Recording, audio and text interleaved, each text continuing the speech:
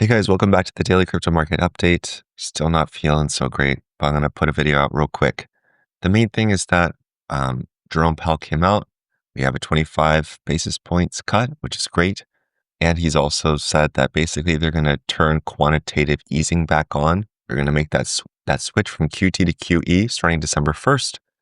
So of course, Bitcoin dumps, right? Yes, and of course we see a lot of joy and excitement over here and S&P futures as well, which actually had a pullback as well. But for the most part, TradFi is still looking really strong, but BTC is the one that we're focused on the most.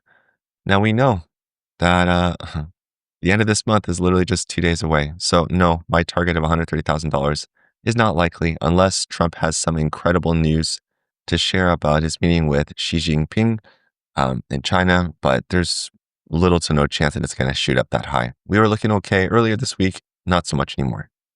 So on the 4-hour time frame, I'm sorry, this is the 4-hour time frame. BTC was really struggling to push above the 618 right here. It's still ranging sideways. There's not much really to talk about. We did have a TBT bearish divergence, which I was hoping would be wrong, but it's turned out to be right. But on the daily time frame, we're still holding up. Everything is still at least okay. The one possibly good thing that we can say is that at least it's above this trend line, which is a good sign. Now, Ethereum, of course, sold off, but not as much as BTC, surprisingly so. On the 4-hour time frame, we didn't have any bearish reversal signals here, but still, the same target is for it to move above overhead resistance, and it's still a ways off. Of course, the CME gap has been closed yesterday, so that's kind of good news. But the main thing to focus on over here is stablecoin dominance, combined stablecoin dominance, which did have a TBT bullish divergence here, letting us know, watch out, pump the brakes. That's happening. Over on the daily time frame, though, the main reason why I'm not panicking so much is that we're seeing consistently lower highs here for combined stablecoin dominance over and over. On the daily time frame, this is a big deal. We could still see one more push up, to be honest, but the pattern has been set. We're seeing lower highs. That shows a big loss of strength for stablecoins, meaning that I still believe that alts are going to have their time to shine. I still believe that alts are going to do well. Now, another thing that's also giving me confidence as well, and let me hide a bunch of this stuff right here. Cool.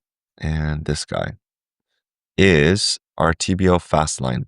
Sorry, our TBO slow line right here. So the slowest moving average was previously trending up quite a bit, which is scary. But now it's actually starting to flatten out just a little bit. We want this to be flat.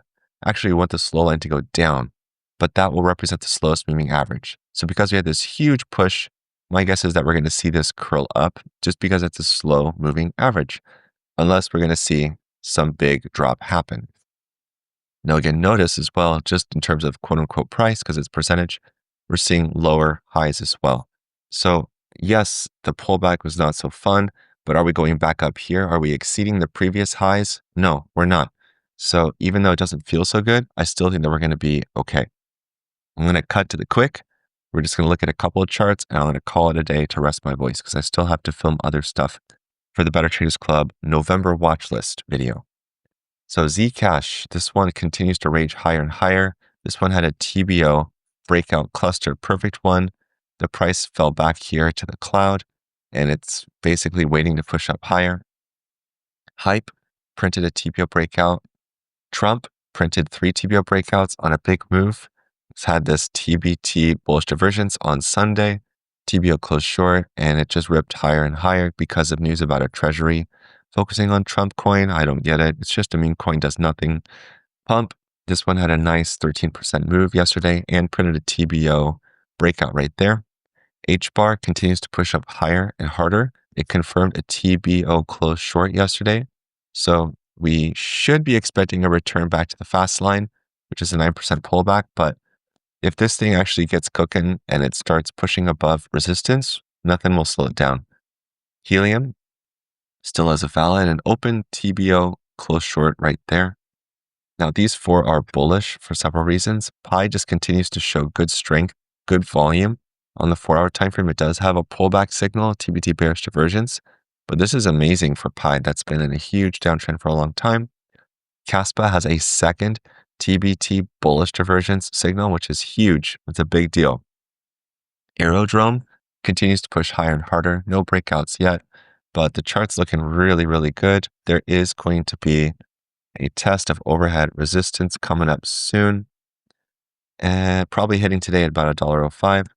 BDX, TBT bullish divergence over here on the daily, and it's still looking really good. And it's starting to break above this trend line, which is a nice sign.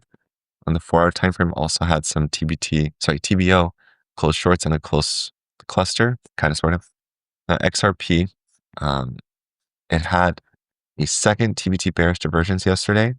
Not the best sign at all. And I think it's probably because of the news about, I think it was MasterCard, or no, it was Western Union, talking about how they're going to be partnering not with XRP for banking, but with Solana. And XRP kind of took a hit based off that news. It's too bad. Now, did Solana pump on that news? No, why would it do that? No, but it's still holding above the 618 level for now. Dropping below would be bad. There is short-term support. If it falls down, it needs to bounce off about $185 or so in order to stay bullish, but it will not be bullish until it pushes above resistance. Plasma is still on my watch list. This one is just being tested over and over and over. I do think that this one's going to have its time in the sun in a little bit. If that means it needs to fall all the way down here to this low from the 11th, so be it. But I do think this one is going to have its time to go. So the good news is that we are switching, or the US is switching from quantitative tightening to quantitative easing, meaning money printing.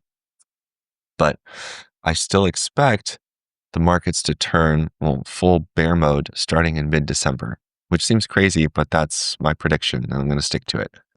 All right, so that's all I got for you guys today. Until the next time, you know what to do. Stay awesome and stay in the green. Peace.